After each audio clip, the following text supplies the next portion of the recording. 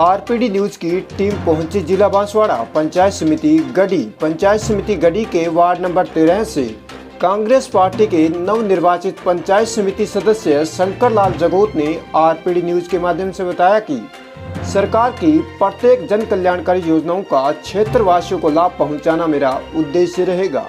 तो आइए जानते हैं किशन सोलंकी के साथ खास मुलाकात में नवनिर्वाचित डायरेक्टर शंकर लाल जगोत जी के अपने क्षेत्र के प्रति विचारों को। हम अभी पहुंचे हैं पंचायत समिति गढ़ी वार्ड नंबर 13, जिसमें कांग्रेस जो जनप्रतिनिधि है पंचायत समिति सदस्य शंकर लाल जी जगोत, उनसे रूबरू होते हैं और बातचीत करते हैं कि उनके ऐसे क्या मुद्दे और क्या मसले थे जिनको लेके वो चुनाव मैदान में आए थे। तो आइए मिलते हैं, हमारी खास मुलाकात है शंकर लाल जी जगोत। तो शंकर लाल जी नमस्कार। नमस्कार। हमारी तरफ से आपको और आपके पूरे परिवार को 2021 नव वर्ष की हार्दिक शुभकामनाएं। तो सर, अभी आपको जनता ने मौका दिया है, कांग्रेस पार्टी ने टिकट दी थी और आपके अच्छे वोटों से विजय हुई है। तो आपके ऐसे क्या मुद्दे क्या मसले थे जिनको लेकर आप चुनाव मैदान में आए? मेन मुद्दा तो मेरा ये था जी कि वर्तमान के अंदर जो राज्य सरकार की जितनी भी योजना है जी, उनको किस तरह से जरूरतमंद जितने भी आम नागरिक हैं जी, उनको किस तरह से फायदा दिया जाए जी, उसके लिए मैं निरंतर है वो प्रयास रहूँगा। जी, हर तरह की, चाहे वो छोटी या बड़ी, जी, कैसी भी योजनाएं हों, जी, उन योजनाओं को मैं गरीब जितने भी हैं, बिल्कुल, जिनकी भी आवश्यकता है, उनको मैं पूरा लाभ देने की मैं कोशिश करूँगा। जी। बहुत ही अच्छा सुझाव है शंकर लाल जी का। इन्होंने बताया कि जैसे जनता के द्वारा, सरकार द्वारा जो भी जनता के लिए कल्याणकारी योजना आती है उसका लाभ दिलवाना इनका मुख्य उद्देश्य रहेगा। तो शंकर लाल जी बात करते हैं कि अभी आपने चुनाव प्रचार के माध्यम से सभी मान लो ग्राम पंचायत आपकी जो भी उनमें लोग घूमे हैं और आपने घर घर का मान लो दौरा किया है।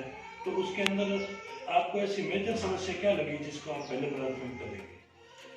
पहले तो ये है कि लोगों की जो आम सुविधाएं हैं जी, वो आम सुविधाएं हैं, उनको किस तरह से मैं चुनाव प्रचार के अंदर भी गया।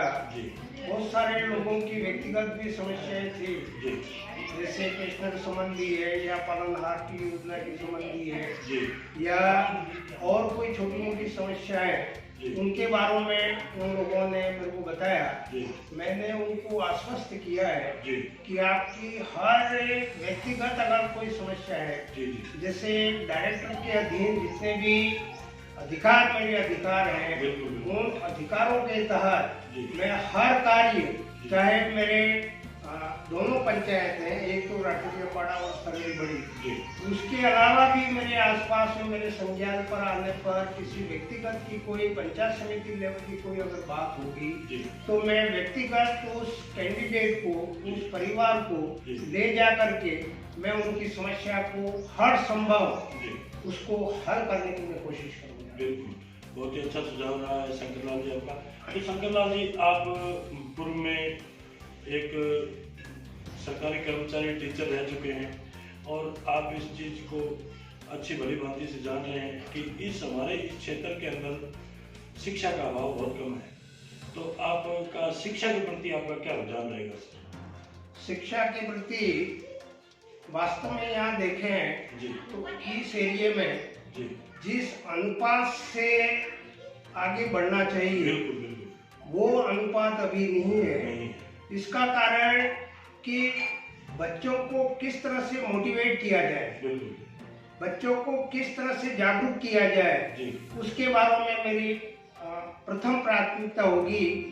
जैसे बोर्ड क्लास के अंदर, जैसे 5वीं बोर्ड है, 10वीं बोर्ड है, 12वीं बोर्ड है, उन बच्चों को मोटिवेट करके किस तरह से आपको है वो तैयारी करनी है और कैसे सफलता आपको प्राप्त करनी है, वो मेरा मेन मकसद रहेगा कि बच्चों को किस तरह से मोटिवेट किया जाए ताकि शिक्षा के बारे में वो आगे बढ़ सके। जब तक हर समाज के अंदर, मैं किसी व्यक्तिगत एक समाज की बात नहीं कर रहा हूँ, सभी समाजों को जितने भी लड़के हैं, नवयुवक हैं, उनको मार्गदर्शन देने का काम जहाँ तक मेरे से भी होगा, अगर मेरे से और भी जो शिक्षाविद है उनको लेकर के भी अमुक क्षेत्र में जितने भी शिक्षाविद है उनको लेकर के उन बच्चों को किस तरह से गाइडेंस देनी है, उसके बारे में मैं अपना पूरा फोकस हो रहेगा। बिल्कुल बिल्कुल, बहुत अच्छा सुझाव है। तो जैसे बात करते हैं शंकरलाल जी, ये जो अपना क्षेत्र है ये खेती पे डिपेंड है, यहाँ किसान वर्ग के लोग ज्यादा रहते हैं, तो आपका किसानों के प्रति क्या विचार है? किसानों के प्रति देखो, पहले तो मैं हमारे एरिया की बात कर रहा हूँ जी।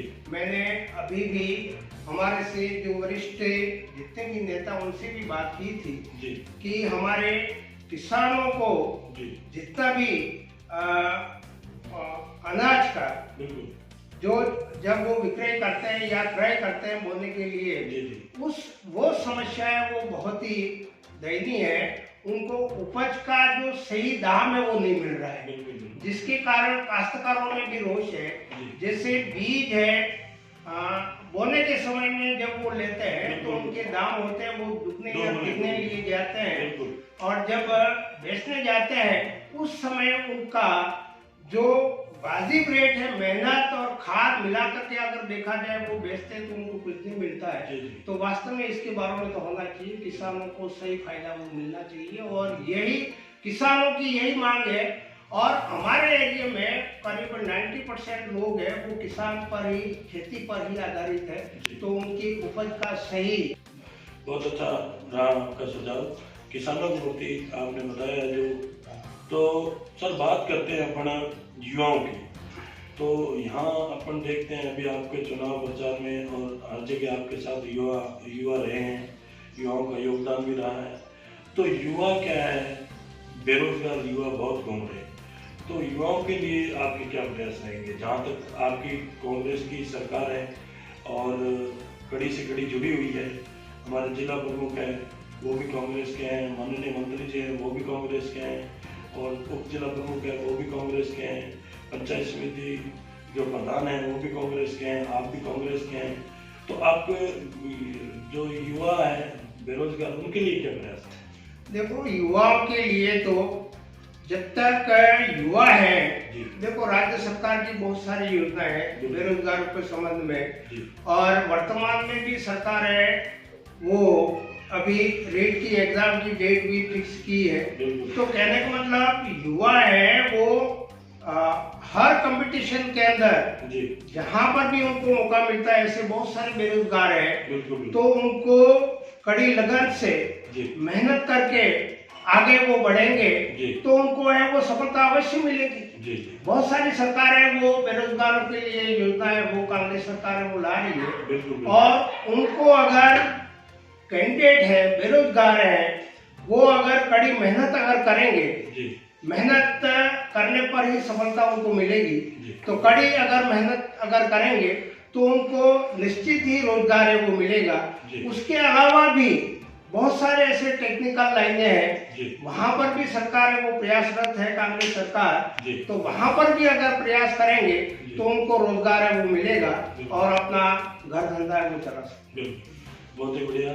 तो बात करते हैं शंकरलाल जी, अपना मान लो इस कोरोना जैसी महामारी की, ये हमारे देश में एक विकराल रूप धारण कर रही है, तो आपने चुनाव प्रचार भी किया था और अभी भी आप अपनी जनता को क्या संदेश देना चाहते हैं इस बीमारी के बारे में? कोरोना काल कोविड-19 वास्तव में इसमें अपने यहाँ पर नहीं पूरे संसार के अंदर ये महामारी फैली हुई है, और हमने भी चुनाव के दौरान भी हमने गाइडलाइन, सरकार की जो गाइडलाइन है उनको पालन करने का सख्त निर्देश है वो सभी को दिया था। उनको समझाइश की कि किस तरह से अपने आप को सुरक्षित रखेंगे।